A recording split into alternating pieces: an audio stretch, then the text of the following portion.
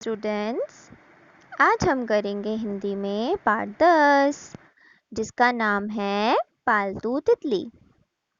इसमें एक प्यारा सा पिक्चर बना हुआ है जो आपको दिखाई दे रहा है। एक चित्र बना हुआ है जिसमें क्या कर रहा है, एक बच्चा तितली की तरफ देख रहा है। आसपास बहुत सारे फूल हैं, एक पूरा बगीचा बना हुआ है ना। तो कहानी की शुरुआत कुछ ऐसे होती है कि फूल से अधिक सुंदर भला और क्या हो सकता है। आपने देखा है फूल हमेशा कितना प्यारा सा लगता है, एकदम खिला खिला सा, बहुत सुंदर सा लगता है। ऐसा लगता है जैसे फूल स्माइल कर रहा हो, है ना, हंसता हुआ सा दिखता है। राजीव अपने बगीचे में खड़ा देख रहा था नई नई कोपलें, जो नई नई पत्तियां आती है ना फूलों की, वो देख रहा था। फूल और कलियां, फूल और कलियां और कोपलें तीनों चीजें क्या कर रहा था, जो राजीव था वो अपने बगीचे में खड़ा होकर देख रहा था। चारों ओर जैसे फूलों का बाजार लगा हुआ था, आसपास बहुत सारे फूल ही फूल थे। भौरे मंडरा रहे थे। भौरे क्या करते हैं, फूलों पर मंडराते हैं। उन्हें फूल बहुत ज़्यादा पसंद होते हैं, फूलों की सुगंध उन्हें बहुत ज़्यादा पसंद होती है। शहद की मक्खियाँ फूलों का रस चूस रही थी। जो मक्खियाँ होती है ना, जो एक जगह इकट्ठा होकर के शहद एक जगह इकट्ठा होकर के क्या करती हैं, फूलों का रस इकट्ठा करती जाती हैं और फिर वो बाद कुछ दिन बाद शहद में परिवर्तित हो जाता है, बदल जाता है। इसी बीच एक तितली हौले हौले पंख हिलाती आई और एक बड़े फूल पर बैठ गई। क्या हुआ, हौले हौले का मतलब होता है धीरे धीरे। एक तितली हौले हौले पंख हिलाती आई और एक बड़े फूल पर बैठ गई। आप देख रहे हैं पिक्चर में कैसे दिखाई दे रहे चित्र में हमको।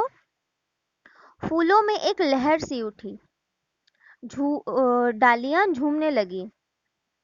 राजीव ने तितली के पास जाकर देखा, कितनी कोमल, फूलों से भी ज्यादा सुंदर।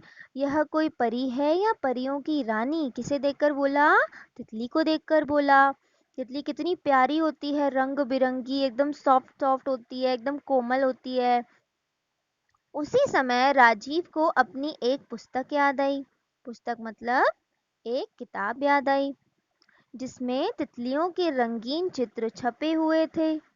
बगीचे से लौटकर राजीव अपने कमरे में गया। अलमारी से ढूंढकर उस किताब के पन्ने उलटने लगा, जिसमें तितलियों के कई रंगीन चित्रों के साथ लिखा था कि तितलियां पालना बहुत आसान है।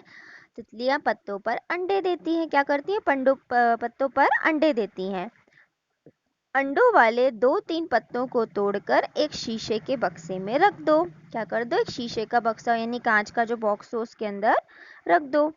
कुछ दिनों बाद अंडे लार्वा और सुंडी के रूप में बदल जाएंगे। लार्वा और सुंडियों को खाने के लिए रोज दो चार पत्ते तोड़कर डालते रहना चाहिए। कुछ समय बाद सुंडियों के पंख निकलेंगे। अब तुम अपने शीशे के बक्से में कई रंग बिरंगी तितलियां उड़ती देख सकते हो। आपको पता है तितली पालने की विधि है पूरी, आप तितलियां कैसे पाल सकते हो ये लिखा हुआ है इसमें, है ना, जो मैंने आपको भी समझाया। राजीव ने किताब बंद करके अलमारी में रख दी। शाम को वह अपने पिता के साथ चाय पीने बैठा तो पूछने लगा, पिताजी, क्या हम भी तितलियां पाल सकते हैं? मैंने आज अपनी एक किताब में पढ़ा है कि तितलियां पालना तो बहुत आसान है। राजीव के पिता बोले, यदि तुम चाहो तो तुम भी तितलियां पाल सकते हो। तुम्हारी किताब में बिल्कुल ठीक लिखा है।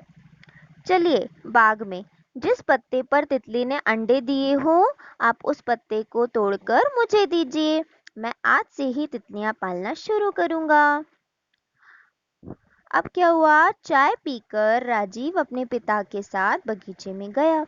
पिताजी ने ढूंढकर तितली के अंडों वाला एक पत्ता तोड़ा और राजीव को दे दिया। राजीव ने 1 फुट लंबे शीशे के बक्से में पत्ते को संभाल कर रख दिया। धीरे धीरे समय बीतने लगा। कुछ दिनों में तितली के अंडे लार्वा और सुंडी के रूप में बदल गए। राजीव रोज सुबह ताजे पत्ते तोड़कर बक्से में डालता रहा। कई दिनों बाद राजीव की माता जी उसके कमरे में आईं तो उनकी दृष्टि शीशे के बक्से पर पड़ी। उन्होंने कहा, राजीव, तू इतनी तितलियां कहाँ से पकड़ लाया? तो माँ ने ये पूछा उससे। तो उसने कहा, पकड़ नहीं लाया माँ, राजीव ने बड़े गर्व से बताया, इन्हें मैंने ही पाला है। तो उसकी माँ ने कहा, वाह, ये तितलियां तुमने पाली हैं? माँ ने आश्चर्यचकित होकर पूछा, मतलब वो एकदम शॉक हो गई, चौकन्नी हो गई कि राजीव ने ये कैसे किया। हाँ माँ, कितनी सुंदर है ना, राजीव ने फिर ये बोला। तो आपको ये स्टोरी कैसी लगी, आप मुझे बताना। और आपको क्या करना है, स्टोरी को अच्छे से रीड करना है वन टाइम, और इस वीडियो को अच्छे तरीके से देखना है। आज के लिए बस इतना ही। Now class is over. Bye bye students.